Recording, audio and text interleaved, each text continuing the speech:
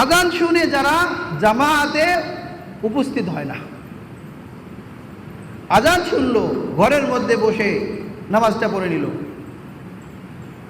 যে খুব তুফান ঝড় বৃষ্টি কঠিন অন্ধকার সেটা ভিন্ন কথা, কিন্তু এরকম কোনো বিষয় নেই, কোনো উল্লেখযোগ্য কারণ ছাড়াই, কোনো প্রয়োজন ছাড়াই সে ঘরের মধ্যে নামাজ পড়লো, মসজিদে জামাতে উপস্থিত হলো না, এই ব্যক্তির নামাজ আল্লাহ কবুল করবে না। তার মানে সে নামাজের কোনো সওয়াব পাবে না, শুধু ফরজটা তার মাথা থেকে কি যাবে, উঠে যাবে। এ সম্পর্কে ইবনে মাজাহ বর্ণিত হয়েছে 793 নম্বর হাদিস। عن ابن عباس رضي الله تعالى عنه عن النبي صلى الله عليه وسلم قال من سمع النداء فلم يأت فلا صلاة له, যে ব্যক্তি আজান শুনলো ফালাম ইয়াতিহি, সে মসজিদে আসলো না, ফালা সালাত লাহু, তার কোনো নামাজ নাই। নবীজি কি বললেন? তার কোনো কি নাই, নামাজ নাই, মানে তার নামাজই হবে না। ইল্লা মিন উযরিন, তবে যদি কোনো কারণ থাকে ভিন্ন কথা। আবু দাউদ শরীফে 591 নম্বর হাদিস।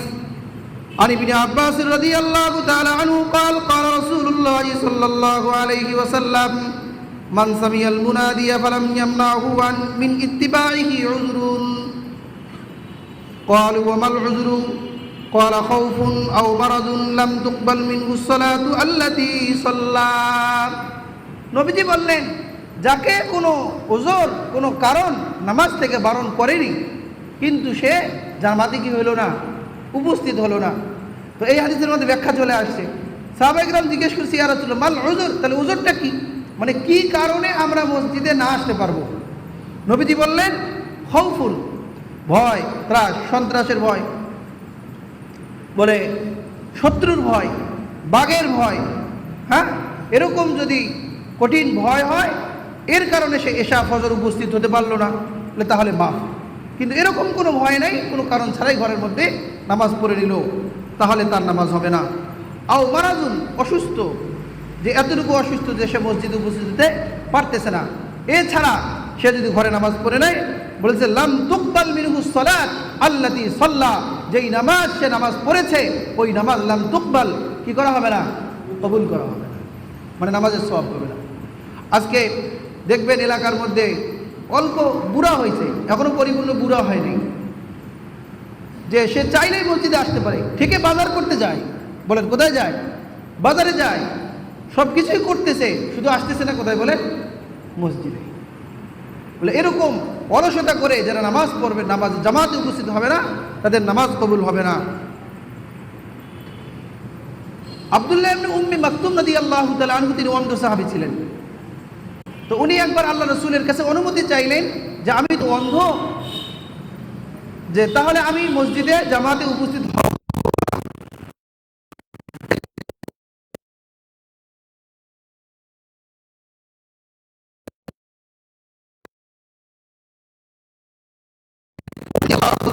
قال يا رسول الله إن المدينة كثير الهوام والسباع, হে আল্লাহর রাসূল, এই মদিনা, এটা এই শহর, এখানে অনেক হিংস্র প্রাণী, অনেক পোকামাকড়, সাপ বিচ্ছু।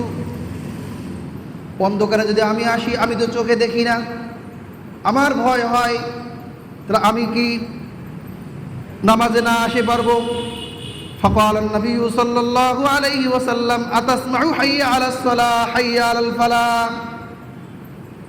فحيا هلا। আল্লাহর নবী তাকে বলতেছে, তুমি হাইয়া আলাস সালাহ হাইয়া আলাল ফালাহ, মুয়াজ্জিন যখন আযান দেয় তুমি এটা শুনতে পাও কিনা? বলে হ্যাঁ আমি তো শুনি। বলে যদি তুমি হাইয়া আলাস সালাহ এবং হাইয়া আলাল ফালাহ শুনো, তাহলে তোমাকে মসজিদে আসতে হবে। দেখছেন, অন্ধ সাহাবী, সে মসজিদে না আসার অনুমতি চাইলে তাকে কি দেওয়া হয় নাই, অনুমতি দেওয়া হয়। কারণ মসজিদে মুয়াজ্জিন সাহেব আযান দিবে, যতদূর পর্যন্ত মুয়াজ্জিনের খালি গলায়, মাইকে না, এই আযান যতদূর পর্যন্ত যাবে, এরা সবাই হলো মসজিদের প্রতিবেশী। মসজিদের প্রতিবেশী মানে হচ্ছে দেয়ালের সাথে বাড়ি, এরকম না। কতদূর পর্যন্ত বলেন? খালি গলায় আজান দিলে যতদূর পর্যন্ত শোনা যায় সবাই কি মসজিদের প্রতিবেশী। আর প্রতিবেশীরা যদি মসজিদে এসে জামাতে উপস্থিত না হয় তাহলে তাদের নামাজ কবুল হয় না।